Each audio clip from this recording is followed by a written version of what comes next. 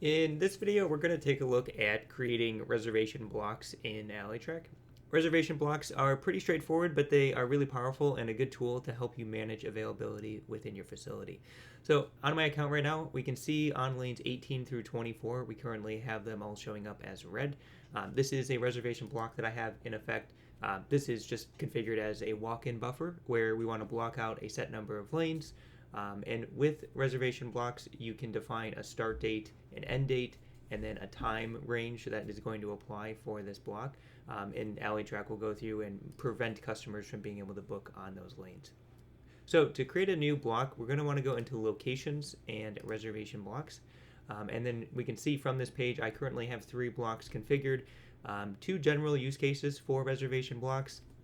You might be creating like a walk-in buffer where you want to set aside a handful of lanes to account for walk-in events.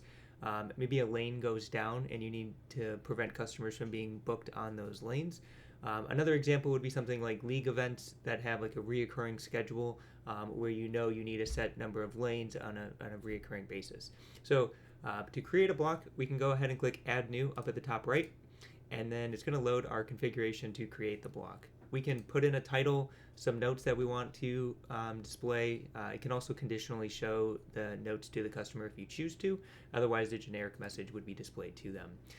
You can pick the location or activity that this block is going to apply for, and then you select the individual lanes that you want. So I can just select the individual lane. Let's say lane 6 is down, and we need to create a block for that. Over on the right, you'll see you can also do a select all and remove all if you're just trying to quickly make some selections here. Starting out at looking at our time, you can select the block to be a range of time. So in this case, it might be from 3 to 6 p.m. Or if it's all day, you can set that to be all day, and then it's just going to account for that whole period of time. Looking at the repeating schedule, you can set a block to be just a single day. So if it's only a one-day event, if it is a series of events, it can be repeating, and you can have that apply every day, every other day, once a week, every other week, every 4 weeks, and then custom days. So we'll take a quick look at a couple of these and go over some of the nuances. As soon as we start to do anything that is more than one day, we're going to see we have the ability to define our end date. And then it's an important distinction here that the end date is really the start of that business day, so the block does not effectively apply on the 29th.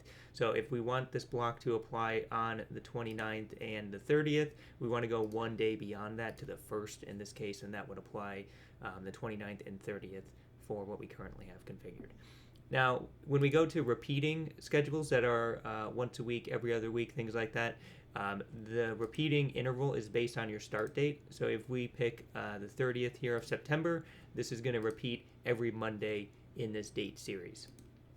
And then at the bottom here, you'll also see the ability to do block exclusions. It's pretty common when you're creating your league events that some holiday is going to be in that series, and you're going to not take reservations or operate that league during that period of time. And so you can go in and add an exclusion and say, the week of Christmas, for example, we're not going to have our leagues running, so that Monday league we're going to do an exclusion for, and this will prevent that league block from running during that time. So the benefit of this is that you can then take more reservations during that week because your league events are not running during that time. There's one other reoccurring or repeating schedule that you can use, which is called custom days. This one's really beneficial and really powerful because you can pick specific days of the week where this is going to apply.